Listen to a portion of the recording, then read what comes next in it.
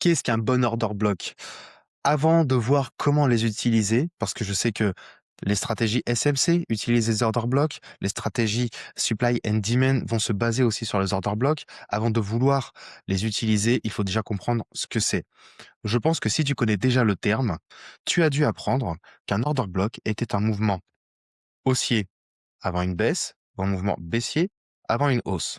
Et donc, si le prix revient dessus, prendre l'achat ou inversement, et dans le cadre d'un shosh, donc un shosh, je rappelle ce que c'est un change of character, donc un changement de structure, on est haussier, on passe baissier, ça va être par exemple quelque chose comme ça, là, hop, ici, shosh, retour sur OB, et ça se positionne en vente pour continuer la vente.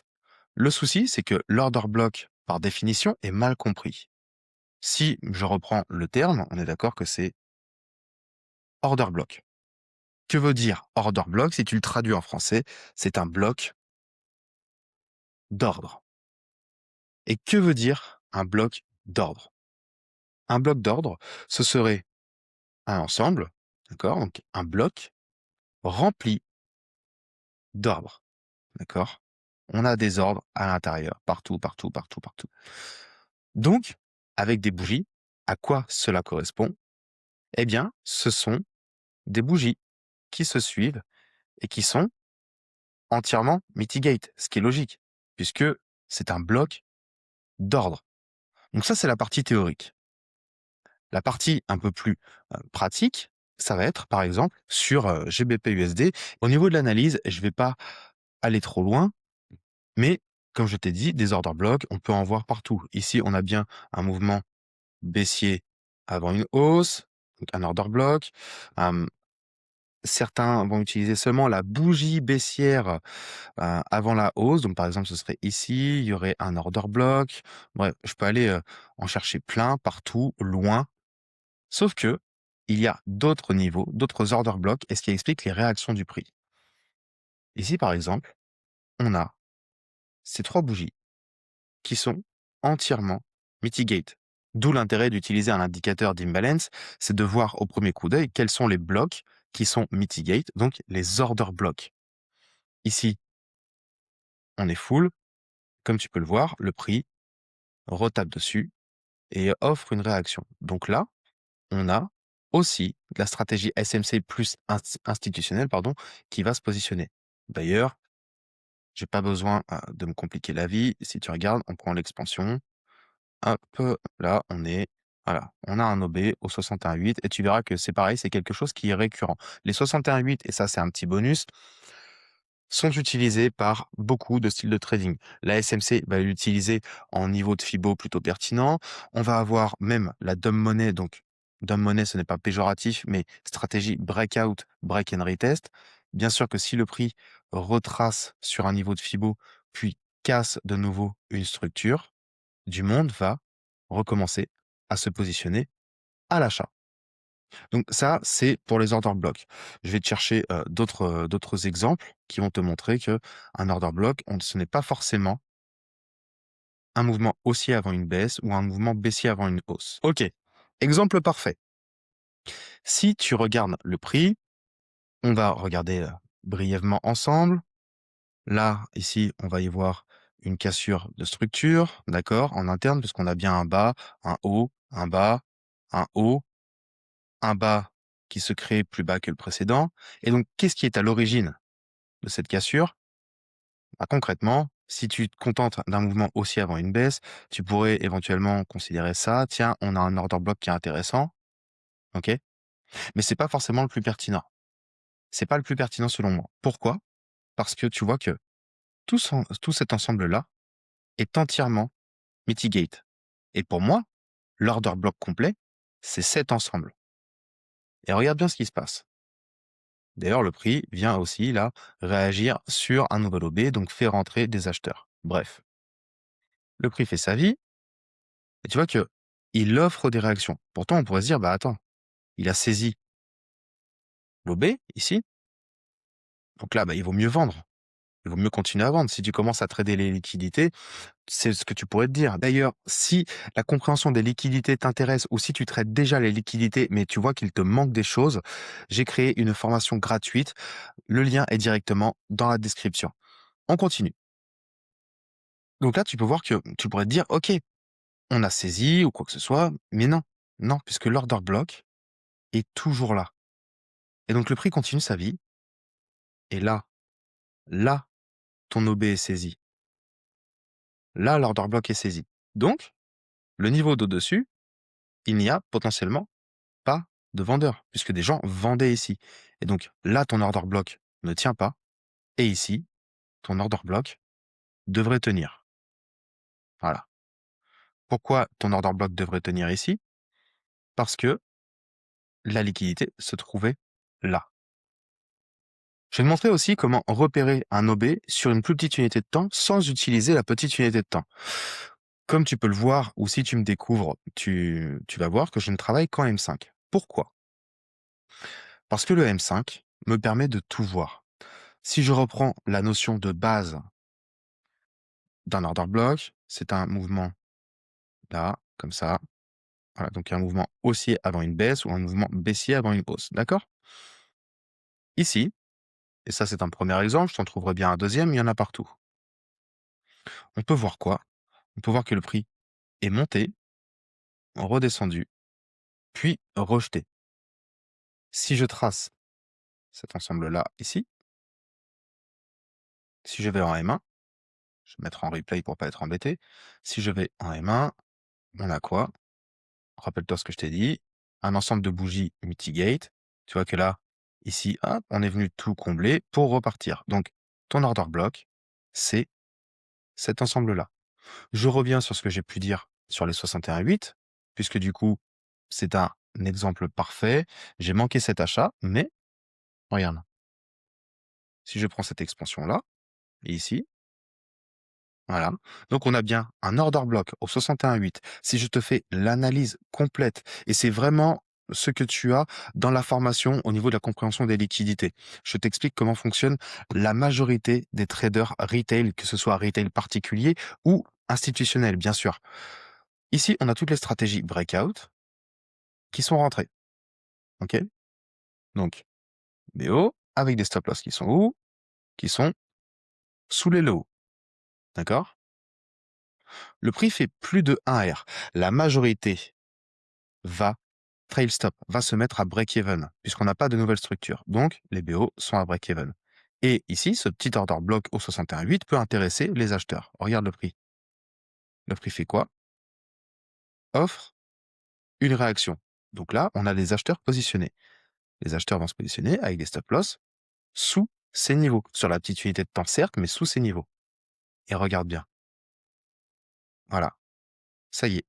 Plus d'acheteurs. Est-ce qu'on a besoin d'aller plus bas? Absolument pas. On n'a plus d'acheteurs. Et entre-temps, on a eu quoi? On a eu ici un shosh en toute petite unité de temps. Si je mets en M1, tu verras que oui, on a juste une mèche. Et là, tu pourrais me dire, parce que tu trades la SMC, et je ne juge pas, ok?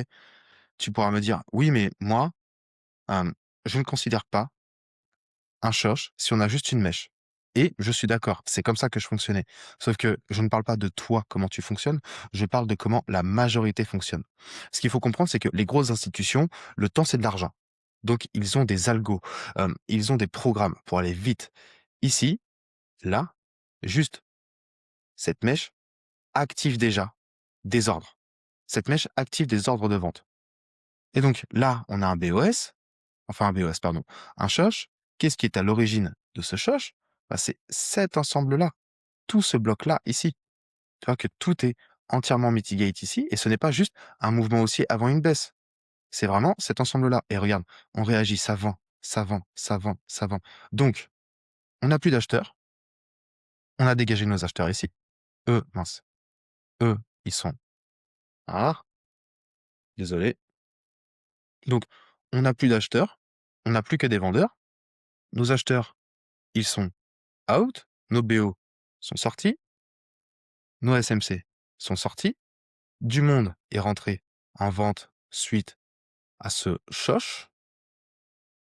Là, je vais mettre Shosh, on va effacer le petit coup de crayon. OK.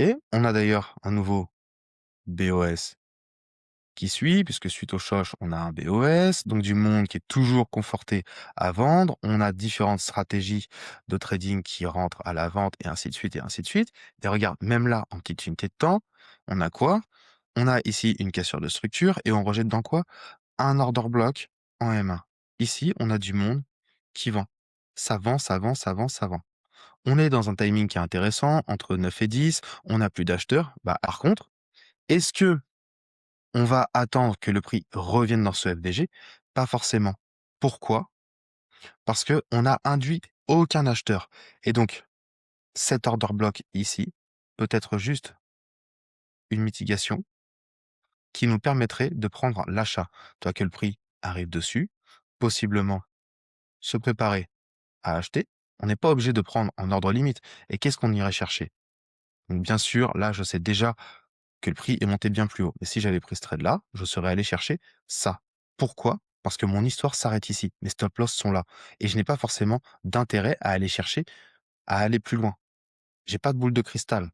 Je me fie à ce que je vois. Je ne vois plus d'acheteurs et je vois que des vendeurs. Et donc là, je me prépare à acheter. OK. On a une bougie qui ferme plus haut que la précédente. Éventuellement, rentrer là-dessus pour aller chercher le haut. Ça fait quoi? 5,83. D'accord. Là, ici, le prix il revient un petit peu, ça marche. On n'a pas spécialement de nouvelles réactions. Voilà, c'est bon. TP. Est-ce que j'ai besoin d'aller chercher plus? Pas sûr. Un deuxième exemple par rapport aux order blocks. Ici, comme tu peux le voir, on avait potentiellement ce niveau-là ici, dans lequel, tu vois, le prix est revenu à faire une petite réaction, rien de bien intéressant. Par contre, là, ce petit OB ici, en sachant que nos liquidités étaient dans ces niveaux, on offre à peine une réaction. Là, OK. Là, pourquoi pas prendre en achat et c'est pas forcément ce que je vais recommander. Ce qui est intéressant, c'est ce qui se passe ensuite. Tu vois que le prix part fort à la hausse. Donc là, quand on est venu éclater tous ces niveaux, on n'a plus de vendeurs. On n'a plus de vendeurs. Et à quel moment des vendeurs vont commencer à s'intéresser, à se positionner? C'est soit on a une structure qui est baissière qui se dessine, soit on vient faire un tout droit pour Choche. Donc là, pas de vendeurs positionnés. Et rappelle-toi ce que je t'ai dit vis-à-vis des order blocks. À chaque fois, quand tu vois des jonctions de bougies, c'est que tu as un order block en interne. C'est-à-dire que là, ici, on voit qu'on a un order block. Est-ce qu'on a offert des réactions? Non, pas d'acheteur positionné. Donc, on va pas prendre de vente. Pourquoi? Parce qu'il n'y a pas d'acheteur positionné. Donc, on n'a rien à viser. Ici, on a éventuellement quelque chose. OK, donc je vais le tracer. Ici, on a éventuellement, c'est pareil, quelque chose. Donc, je vais le tracer là. Si je me mets sur du M1, on peut regarder. Voilà. Ici, on a un order block. Et ici, on voit bien que le prix a fait quoi? Il est monté, redescendu, remonté. Donc, ici aussi, c'est un order block. Je vais rester sur du M5. On va pas forcer les choses ni quoi que ce soit. Et tu vois, de distinguer un order block en M5, enfin un order block en M1 alors qu'on est sur du M5, ça peut t'aider. Alors, il se passe quoi? OK, donc celui-ci, aucune réaction. Celui-ci, on a une réaction. Super. D'ailleurs, on va regarder un petit truc, ça peut être amusant. Si on prend l'expansion, ici, est-ce que c'est encore la même histoire? Ouais, voilà, entre les 0,5 et 61,8. OK.